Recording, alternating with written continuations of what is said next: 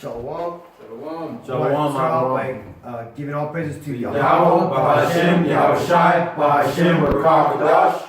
Double honors to our teachers, the apostles of Great Millstone, who are the true leaders of Israel, who today is known as the Negroes, Latinos, and Native Americans, who at a time before they lost their heritage, were known as the Israelites of the Holy Bible.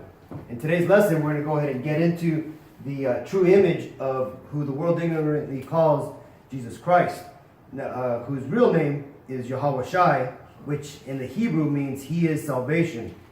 Now, to start off, I'm going to get into the scripture of why it's important that you don't call Him Jesus Christ and you understand what He truly looks like.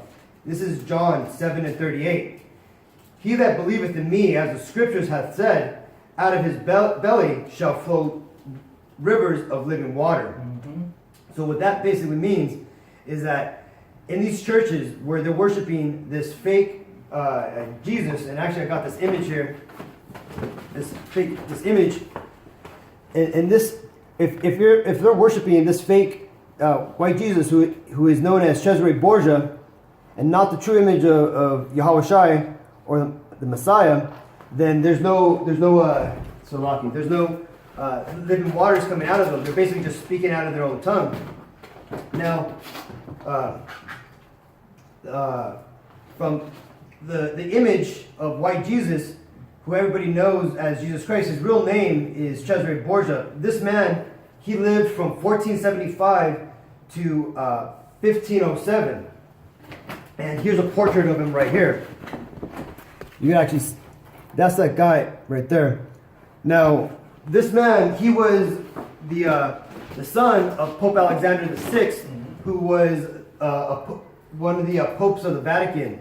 When the Vatican fell to the Edomites, Rodrigo Borgia, or Pope Alexander VI, he had made major changes. He himself considered himself to be God, and he then considered his son to be the Son of God, which is why he repainted the image of the Messiah, because he wanted to give the Christian movement a new makeover. Now, this brother's going to go ahead and get into. Actually, let me go ahead and get into Billy, can you get into Maccabees real quick? Let me get that. The First Maccabees 3 and verse 48, and laid open the book of the law, wherein the heathen has sought to paint the likeliness of their images. There you go.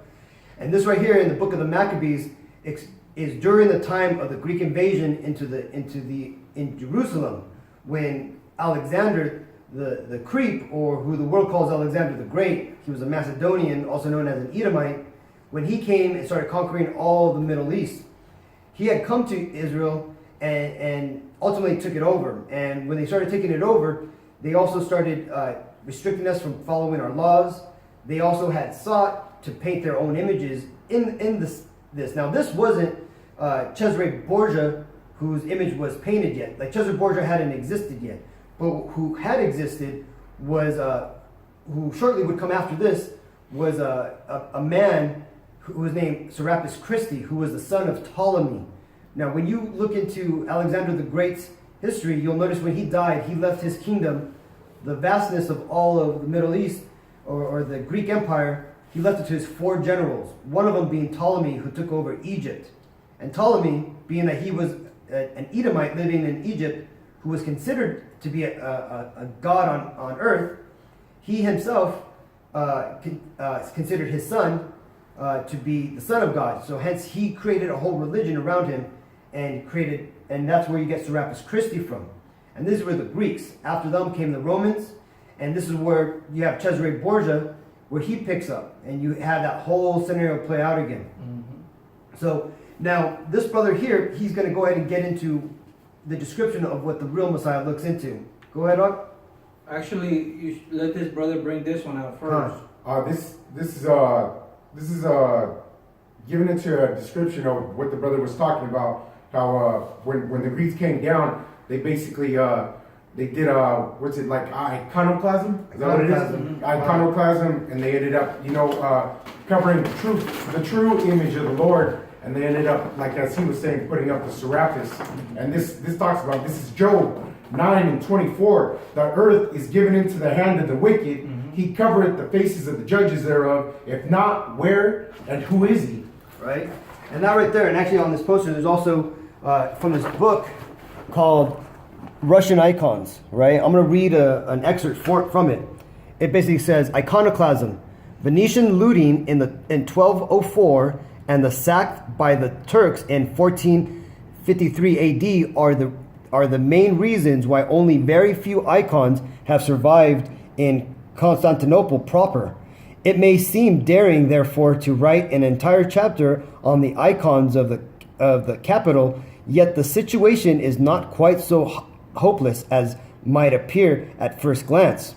Icons existed not only as panel paintings, but also as frescoes and wall mosaics, some of which have emerged from layers of whitewashed to give an undiluted impression of the higher achievements of Constantinopolitan art. The capital was so. So ultimately what he's talking about is what this Edomite is doing right here. He's taken this image of a Judite and he's basically whitewashing it and basically turning them into pale flesh, leprous dogs, right?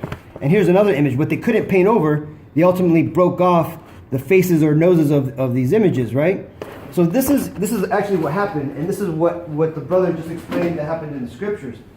Now this brother's going to go ahead and get into the description of our true Messiah. This is Revelations 1, starting 13. And in the midst of the 7 candlesticks, one like unto the Son of Man, clothed with a garment down to the foot, and girt about the paps with a golden girdle. His head and his hairs were white like wool, as white as snow, and his eyes were as a flame of fire, and his feet like unto fine brass, as if they burned in the furnace. That's right. And when you look in fine brass, and actually I got the Salaki, I got this other image here. We just finished actually making some posters for the camp, but I want to go ahead and show you. Here's what burnt brass looks like, right? And here's what wool, the hair of lamb looks like. And look at this Judite. Who has this hair? You don't see this hair on Edomites, or what they call today the so-called Caucasian, right? So this is what the Most High looked like, right? It's right in the scriptures, so there's no way about getting around it. Esau tries to play with words, and he tries to say the Messiah was the color of an olive, so that's either green or black. So was the Lord green? No, he was black, right? So now this brother is also going to get into another scripture that backs this up in Daniel. We got it right here. Go ahead. This is Daniel 10 and 5. Then I lifted up my eyes and looked, and behold, a certain man clothed in linen, whose loins were girded with fine gold of Uphaz, and his body also, Salak, was like the beryl, and his face as the appearance of lightning, and his eyes were lamps of fire, and his arms and his feet unto like in color, to polish brass, and his voice words like the Salak. It's okay, go for it. Salak.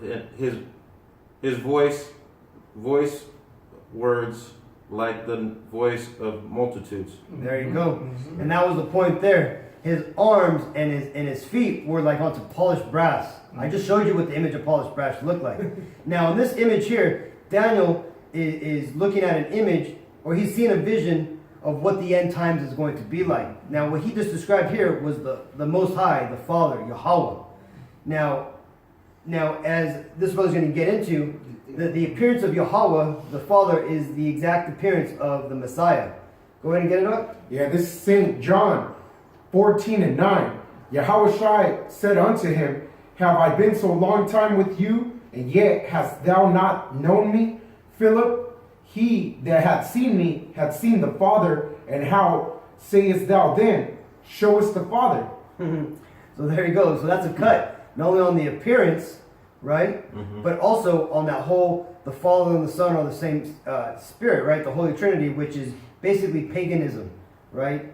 So again, we just right now through the Scriptures have shown that the true Messiah, he's not a white, pale, Edomite or a Caucasian with blue eyes, and stringy blonde hair.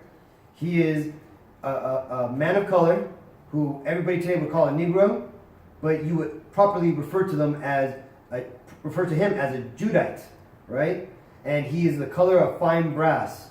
Okay, so there you go. So hopefully that's it. Any of you brothers got any other scriptures? No, that's No. good. And there you go. So hopefully this video was edifying, and hopefully those points that we brought out is helping edifying the body. So till next time, Akim, Shalom. Shalom.